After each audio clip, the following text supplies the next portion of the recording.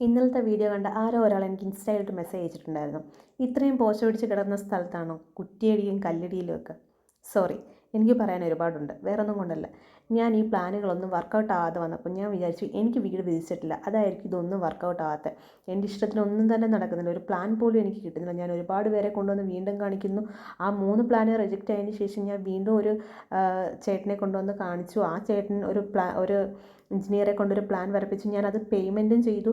ആ പ്ലാൻ പറ്റിയതിന് ശേഷം ഞാൻ വാസ്തുചേട്ടനെ കാണിച്ചപ്പോൾ ആ പ്ലാനും പറ്റത്തില്ല എന്ന് പറഞ്ഞു. അപ്പോൾ നമുക്കെന്തോ അത് വിധിച്ചിട്ടില്ല, നമ്മളുടെ ഇഷ്ടത്തിനൊരു വീട് നമുക്ക് വിധിച്ചിട്ടില്ല എന്ന ഒരു തോന്നലേ. പിന്നെ ഒരു ഡിപ്രഷൻ എന്നൊന്നും പറയാൻ പറ്റില്ല, ഒരു സങ്കടക്കടലായിരുന്നു അത് മൊത്തം. വീട് വെക്കണ്ട അങ്ങനെയൊക്കെയുള്ള തോന്നലായിരുന്നു. പക്ഷെ ദൈവം എനിക്ക് വീട് വിധിച്ചിട്ടുണ്ടായിരുന്നു. വീട് വെപ്പിൻ്റെ പ്രോസസ്സ് ഓരോന്നായിട്ട് മുമ്പോട്ട് പോയിക്കൊണ്ടിരുന്നു. എന്നെ കൂടെ സഞ്ചരിക്കാൻ സത്യത്തിൽ ആങ്ങളയില്ലായിരുന്നെങ്കിൽ ആങ്ങളെ പോയ ഒരാളുണ്ടായിരുന്നു, എൻ്റെ അനിയത്തിയുടെ ഭർത്താവ്. ശരിക്കും നമുക്ക് രക്തബന്ധങ്ങളൊന്നും വേണമെന്നല്ലല്ലോ, ശരിക്കും എന്നെ ഒരുപാട് സഹായിച്ചിട്ടുണ്ട് വീടിൻ്റെ അന്ത്യം വരെ.